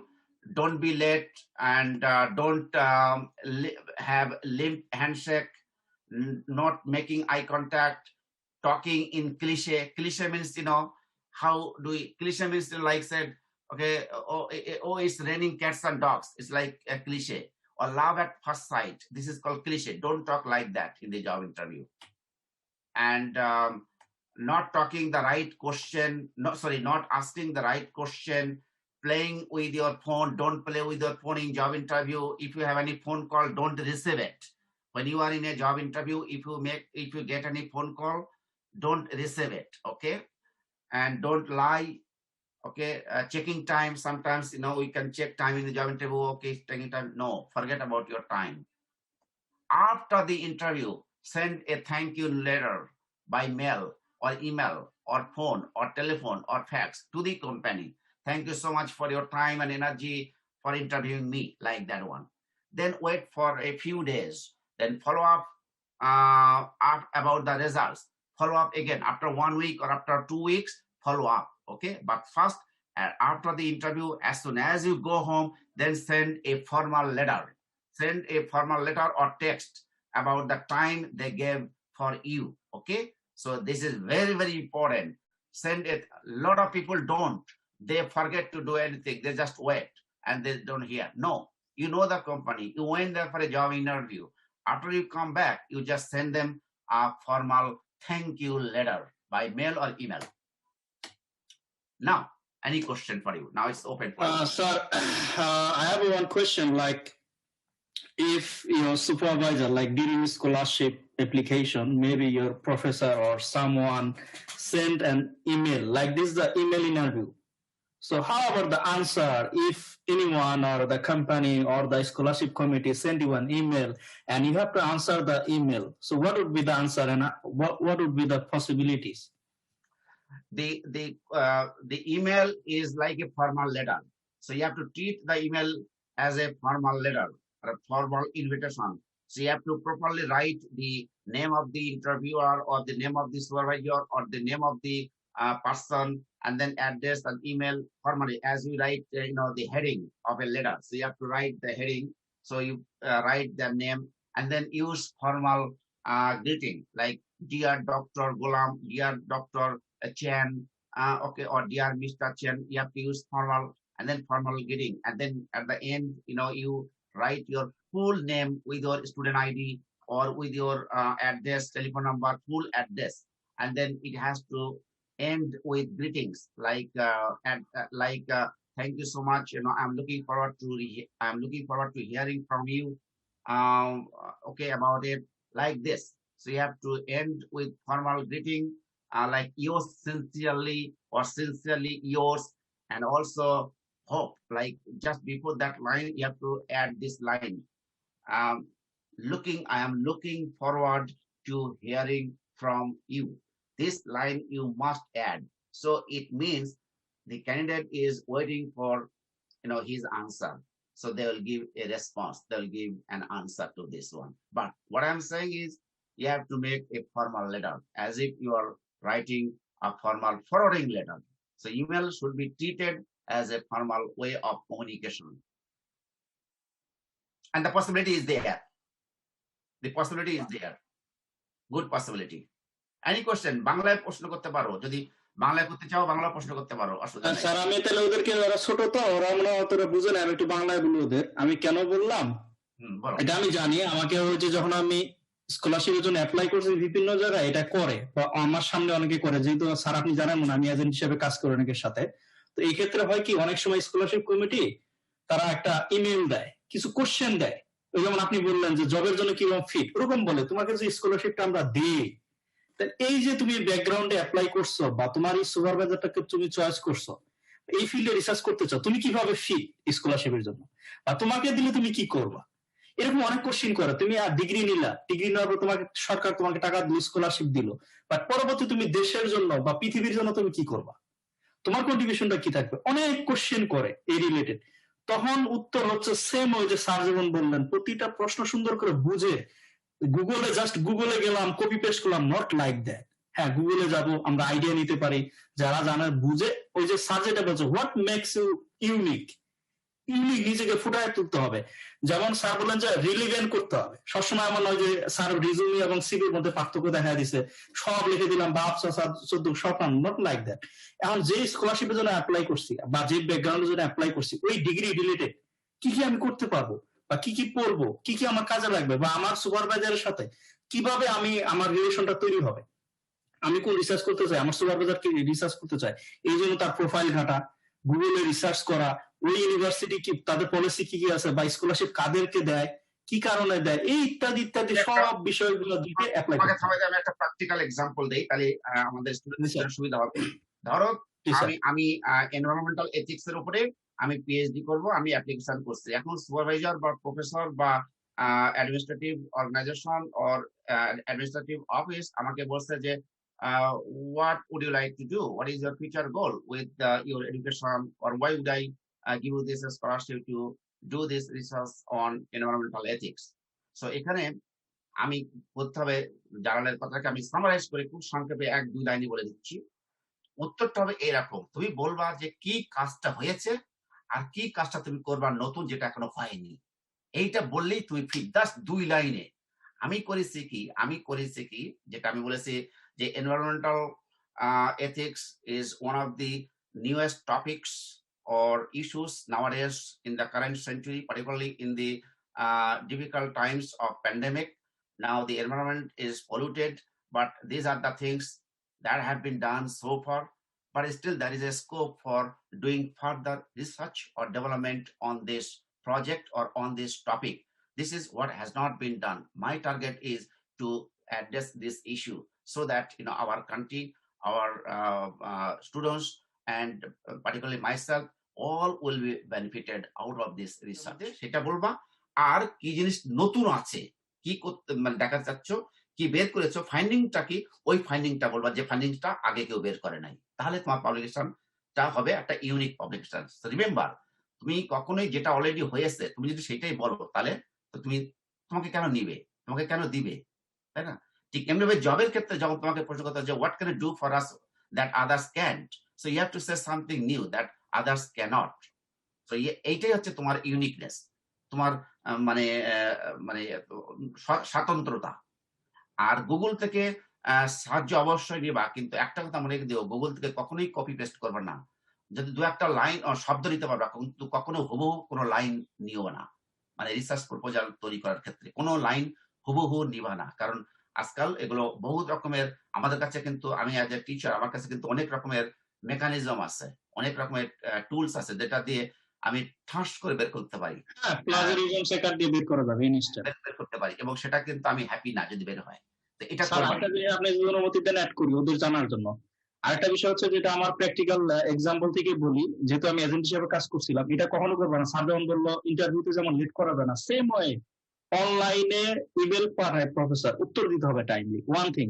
দ্বিতীয় কথা হচ্ছে university থেকে তাকে বলছে যে উইচ্যাটে, আপনি তো জানেন একটা চায়নার এক্সাম্পল দিই, আমি যদি অন্যান্য দেশেও গেছি, তারা উইচ্যাটে বা স্কাইপিতে ইন্টারভিউ নিতে যাচ্ছে, সবই ঠিক আছে, আপনার ডকুমেন্ট সবই দেখলো। বাংলাদেশের স্টুডেন্ট করে কি সিরিয়াস না, ওই যে আমাদের অভ্যাস আছে 10টা বলে 10:30টায় আমরা আসবো, এই যে প্রবণতা কাজ করে, 9টার দিক ইন্টারভিউ, 9টার দিক নাই, এইদিকে আমাদের আমি যদি এজেন্ট। স্যারের কথা কি শোনা যাচ্ছে?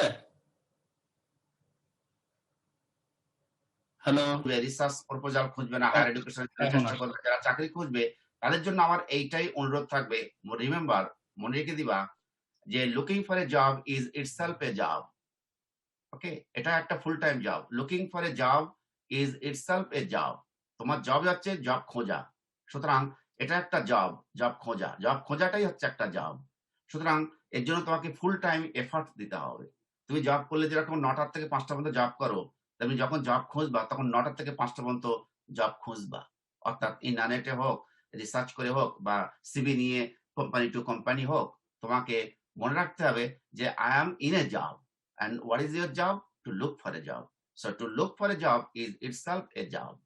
As you do a job full time from 9 to 5, when you are looking for a job, you have to give, the effort like a full time job. So এটা মনে অনেকেই ওই 5 মিনিটের জন্য জব খুঁজে তারপরে বসে থাকলাম, আমি বেকার, পাতে গিয়ে শুয়ে থাকলাম, আমি বেকার। No, that is not the solution to this problem. You have to be a full time job seeker. As you do a job, from 9 to 5. So when you are looking for a job, you have to give full 100% effort like a full-time employee. Any other question? Dr. Jamani is here. Do you have any question for us?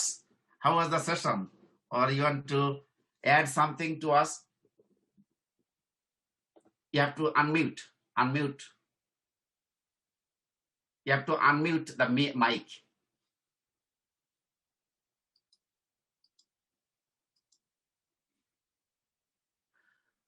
Rubaya, wonderful session. Thank you.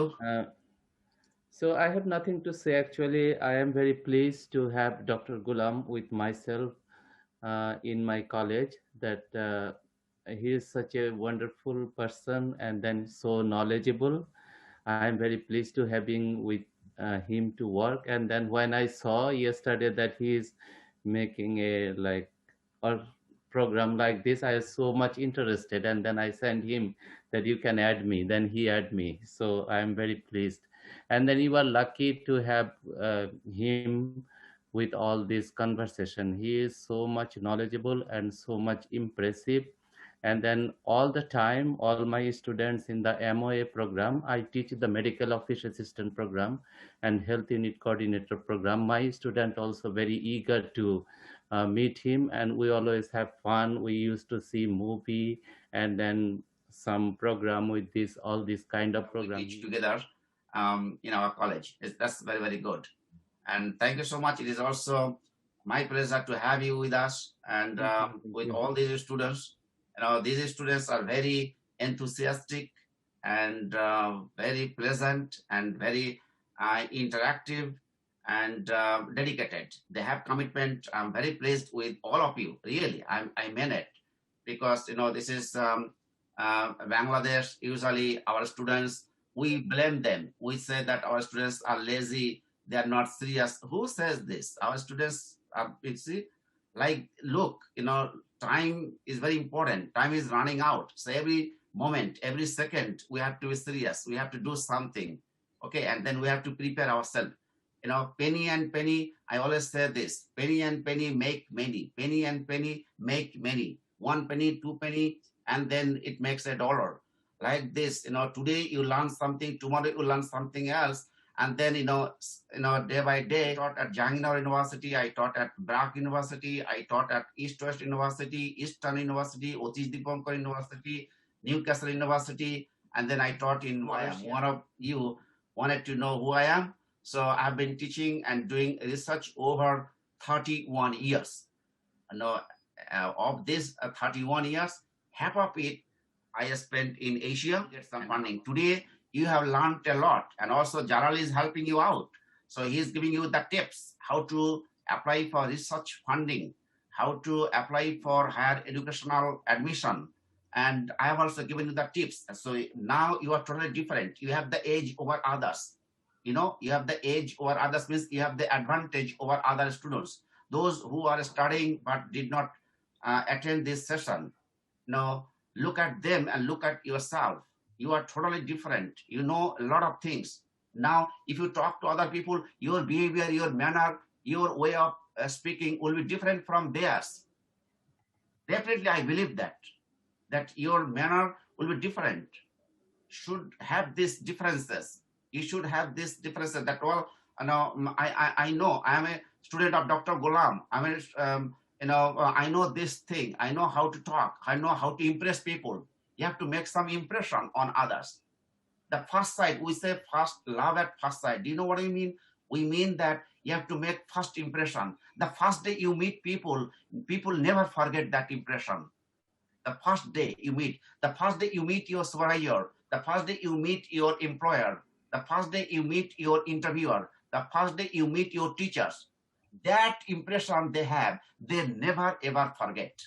So it's very, very important. Very, very important.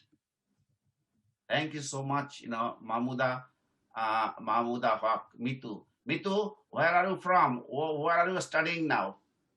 Mitu. Sir, I'm from University of Boris. Right, like this. Any question? Any other question? If you don't have any other question, then we can wrap up. And I would like to say thank you to all of you. And congratulations on being with us, on being a part of our team. It's a teamwork. And I'm really, really happy with your performances. Really, really happy. I will not charge anything. Okay. I want to help my people. I want to help my students. I want to help my people of my home country, of my own country. Okay. I'm a foreigner in this country. I'm a Canadian citizen. I have a Canadian passport. But mentally, physically, socially, I belong to Bangladesh. Okay, my home country, to my home country. That's what I want to do. So don't give any money to any agency or agent for admission or employment. No. You ask me, I'll give you suggestions or advice, whatever way. Jaral can answer you. G sir, অনুমতি দিলে আমি একটা কথা বলি ওদের কাছে, মানে এটা আমার বলার দরকার, হয়তো ওরা জানে না। তো তোমরা যারা জানো না, আমি কিন্তু মানে পারিবারিক ভাবে অনেক গরিব পরিবার একটা সন্তান। স্যার কিন্তু কোচিং করার জন্য আইএলটিএস এর টাকা দিচ্ছে, টোটালি আমার কোচিং করা প্লাস হচ্ছে আইএলটিএস এর অ্যাডমিশন দেওয়া। ওই স্যার একটা কথা বললাম, 10 নম্বর পয়েন্ট মনে একটা ছিল যে পজিটিভ হও, নরমাল হও। এই কথাটা কখন বলছিল স্যার? আমি যখন স্পিকিং দিতে যাবো তার আগে স্যারকে একটু মেসেজ করলাম, স্যার আমার স্পিকিং টেস্ট, আমি যাবো, আমি তো নার্ভাস ফিল করতেছি, কি করা যায়? স্যার কিন্তু সেম মেসেজটা আমাকে পাঠাইছিল, আমার মনে করো 2017 সালে, যে নরমাল হও, আস্তে আস্তে বললো সুন্দর হও। তো আমি যে এই পর্যন্ত আসছি, মানে স্যার যে বললো যে একটা স্টুডেন্ট হেল্প করতে পারে, এটা আমার প্লেজার। তো স্যার যদি ওই সময় হেল্প না করতো, কোচিং এর টাকা না দিত, আইএলটিএস পরীক্ষা দেওয়া হতো না, বাইরে অ্যাপ্লাই করতে পারতাম না। তো এই বিষয়গুলো এটা আমি মানে কি না বললে, আমি অনেক সময় লিখি, হয়তো তোমরা জানো না, এটা আমার অকৃতজ্ঞ হয়ে যায়। আজকে যেহেতু শেষ সেশন, আমি সবাইকে জানিয়ে দিলাম। আর স্যার যদি অনুমতি দেন তাহলে আমি আজকের এই প্রোগ্রামটা শেষ করি। অনেক সুন্দর হয়েছে, অনেক কথা বলেছে, অনেক ধন্যবাদ। তুমি যোগ্য ছিলে এবং আল্লাহ চেয়েছিল, সেই জন্য তোমার সাথে আমার কানেকশনটা হয়েছিল, যোগাযোগ হয়েছিল, এবং আমি যতটুকু করতে পারছি। কিন্তু তোমার মধ্যে একটা কথা মনে রেখে দিও, যে পাখি ততটাই মানে উঠতে পারে আকাশ তাকে যতটুকু ডাকে। আকাশ যদি না ডাকতো, পাখি কিন্তু অত দূরে উঠতে পারতো না। তো আমি হেল্প করতে চেয়েছি, কিন্তু যদি মানে তোমার মধ্যে সেই রিসেপটিভিটি যদি না থাকতো, তুমি কিন্তু ধরতে পারতে না। আজকে শুরুতে 39 জন শুরু করেছিল, কিন্তু এখন 24 জনে আসছে। তাহলে বুঝতে হবে যে যদি রিসেপটিভিটি না থাকে, তাহলে কিন্তু সে গ্রহণ করতে পারে না। তো আমরা দিতে চাই, কিন্তু নেওয়ার জন্য তো মানে তৈরিতে থাকতে হয়। যদি নেওয়ার মানসিকতার বা প্রস্তুতিটা না থাকে তাহলে তো নিতে পারে না, তো সবাই তো নিতে পারে না। তো এই জন্যই এই উদাহরণটা দিলাম যে আকাশ যদি না ডাকতো, আকাশ সবাইকে ডাকে কিন্তু সব পাখি কি মানে উঁচুতে উঠতে পারে? সবাই উঁচুতে উঠতে পারে না। আবার যারা উঠতে পারে ততদূর তারা উঠতে পারতো না। যে পাখি অতটা উঁচুতে ওঠে সে ততটা উঁচুতে উঠতে পারতো না যদি আকাশ না ডাকতো। এটাই, এই কথা বলেই শেষ করি। আবার হয়তো আর কোনো এক সময় তোমাদের সাথে দেখা হবে। Doctor Zaman, thank you so much. And Jalal, অনেক ধন্যবাদ, তুমি প্রোগ্রামগুলো আয়োজন করেছো। তুমি এখন র্যাপ আপ করতে পারো। স্যার ধন্যবাদ স্যার। শামসুজ্জামান স্যার আপনার মানে অসংখ্য ধন্যবাদ আসছেন, আর আমি আপনার সাথে শীঘ্রই যোগাযোগ করবো ইনশাআল্লাহ। দেখি আমরা যারা লাইফ সায়েন্সে আসে, বিশেষ করে মেডিকেল এ রিলেটেড, তো আপনার সাথে একটা সেশন করতে পারি কিনা ইনশাআল্লাহ। আমি ওই যে স্যার যেমন বললেন রিসার্চ সোসাইটি একটা প্ল্যাটফর্ম তৈরি করছি, যেহেতু আমি অনেক কষ্ট করে মানুষ হয়েছি, অনেক মানে পথ পাড়ি দিয়ে আসছি, এই যে সবকিছু ফ্রি করে দিছি যে বাংলাদেশে যারা আমার মতো যারা ছাত্রছাত্রী আছে তারা এইভাবে শিখুক। আমি রিসার্চ সোসাইটি অর্গানাইজেশন করছি, ওয়েবসাইট আছে আমাদের ইউটিউব চ্যানেল আছে, সবকিছু আমরা ফ্রি দিচ্ছি। তো আপনাকে অসংখ্য ধন্যবাদ, আর আজকে আমাদের সাথে যারা ছিলেন সবাইকে অসংখ্য ধন্যবাদ। এবং আমরা অবশ্যই আবার সামনে হয়তো বা স্যার অনেক ব্যস্ত থাকবে, তারপর আমি চেষ্টা করবো স্যারকে বলে যদি আনতে পারি কোনো এক সময়, আমরা আবার নেক্সট সেশন করবো ইনশাআল্লাহ। তো সবাই ভালো থাকবেন, সুস্থ থাকবেন, আল্লাহ হাফেজ, আসসালামু আলাইকুম ওয়া রাহমাতুল্লাহ। Thanks, bye. ওয়ালাইকুম আসসালাম ভাই।